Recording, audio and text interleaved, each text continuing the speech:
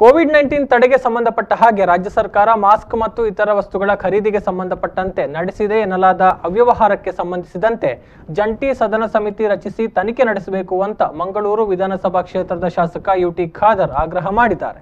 ಮಂಗಳೂರಿನಲ್ಲಿ ಸುದ್ದಿಗೋಷ್ಠಿ ನಡೆಸಿ ಮಾತನಾಡಿದರು. ಕೋವಿಡ್-19 ತಡೆಗೆ ಬಳಸುವಂತಹ ಸುರಕ್ಷತಾ ಸಾಧನಗಳ ಖರೀದಿಯಲ್ಲಿ ಅವ್ಯವಹಾರ ನಡೆದಿದೆ ಎನ್ನುವಂತಹ ಆರೋಪ ಕೇಳಿ ಬರ್ತಾ ಇದೆ. ಇದನ್ನ ಸರ್ಕಾರ ಗಂಭೀರವಾಗಿ ಪರಿಗಣಿಸಬೇಕು. ಮಾರುಕಟ್ಟೆಯ ದರ ಹಾಗೂ ಖರೀದಿಸಿದಂತಹ ಸಾಮಗ್ರಿಯ ದರದಲ್ಲಿ ಸಾಕಷ್ಟು ವ್ಯತ್ಯಾಸ ಇದೆ. ಈ ಬಗ್ಗೆ ಸಮಗ್ರ ಮತ್ತು ನಿಷ್ಪಕ್ಷಪಾತವಾದ ತನಿಖೆ ನಡೆಸಬೇಕಾದಂತಹ ಅಗತ್ಯ ಇದೆ ಅಂತ ಶಾಸಕ ಯುಟಿ ಖಾದರ್ ಹೇಳಿದ್ದಾರೆ. ಇವತ್ತು ವೈರಸ್ಗೆ ಸಂಬಂಧಪಟ್ಟಾಗೆ ಈಗಾಗಲೇ ಅವರು ಮಾಸ್ಕ್ ಖರೀದಿ ಇರಲಿ, ಇನ್ನಿತರ ಖರೀದಿ ಇರಲಿ, ಈ ಬೆಡ್ ವ್ಯವಸ್ಥೆ ಏನು ಅವ್ಯವಹಾರ ಆಗಿದೆಯಾ, ಜಂಟಿ ಸದನ ಸಮಿತಿಯನ್ನು ಸರ್ಕಾರ ರಚಿಸಬೇಕು. ಜಂಟಿ ಸದನ ಸಮಿತಿಗೆ ಕಾಂಗ್ರೆಸ್ ಇವತ್ತು ಒತ್ತಾಯ ಮಾಡ್ತದೆ. ಜಾಯಿಂಟ್ ಲೆಜಿಸ್ಲೇಟಿವ್ ಕಮಿಟಿ ಲೆಕ್ಕ ಮತ್ತೆ ಕಮಿಟಿ ಮಾಡಲಿ, ಕಮಿಟಿ ತನಿಖೆ ಮಾಡಲಿ, ಲೋಪದೋಷ ಯಾರಾದರೂ ಕೂಡ ಶಿಕ್ಷೆ ಆಗಲಿ. ಇನ್ನು ಕೋವಿಡ್-19 ಸಂಕಷ್ಟದ ಪರಿಸ್ಥಿತಿಯಲ್ಲಿ ಖಾಸಗಿ ಸಂಸ್ಥೆಗಳು ತಮ್ಮ ನೌಕರರಿಗೆ ನೆರವು ಕೊಡಬೇಕು.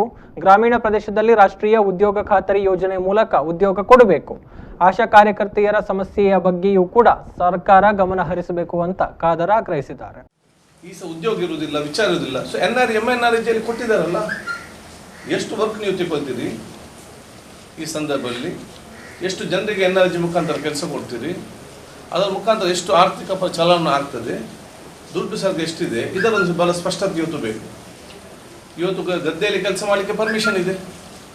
Then why are not implementing NREG in Mangalore? ಜನಸಾಮಾನ್ಯರ ಕಿಸೆಗೆ ದುಡ್ಡು ಹಾಕದೆ ಈ ಸಮಾಜದ ಆರ್ಥಿಕ ಪರಿಸ್ಥಿತಿ ಬದಲಾವಣೆ ಆಗುವುದಿಲ್ಲ.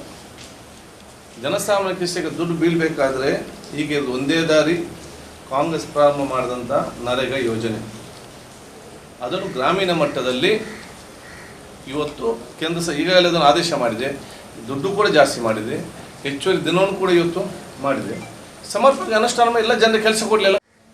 ಇನ್ನು ಖಾಸಗಿ ಕೆಲಸ ಮಾಡುವಂತಹ ಏನಿದೆಯಾ, ಕನಿಷ್ಠ ಅವರಿಗೆ ಫುಲ್ ಆಗದಿದ್ದರೂ ಕೂಡ ಸ್ವಲ್ಪ ಮಟ್ಟಿನ ಆ ಒಂದು ಕೂಡ ಖಾಸಗಿ ಅವರಲ್ಲಿ ಒಂದು ಟೀಚರ್ಗಳಿರಲಿ, ಡಿ ಗ್ರೂಪ್ ನೌಕರರಿರಲಿ, ಇನ್ನಿತರ ಕಂಪನಿ ಕೆಲಸ ಮಾಡೋರಿಗಿರಲಿ, ಗಾರ್ಮೆಂಟ್ ಫ್ಯಾಕ್ಟ್ರಿ ಕೆಲಸ ಮಾಡೋರಿಗಿರಲಿ, ಎಷ್ಟು ಫಿಕ್ಸ್ಡ್ ಅಮೌಂಟನ್ನು ಬಹುಶಃ ಖಾಸಗಿ ಕೆಲಸ ಮಾಡ್ತಿದ್ದಂಥ ನೌಕರಿಗೆ ಕೂಡ ಆ ಖಾಸಗಿ ವಲಯದವರು ಕೊಡಬೇಕು, ಸರ್ಕಾರಕ್ಕೆ ಆದೇಶ ಮಾಡಬೇಕಂತ ಹೇಳಲಿಕ್ಕೆ ಬಯಸ್ತಾರೆ.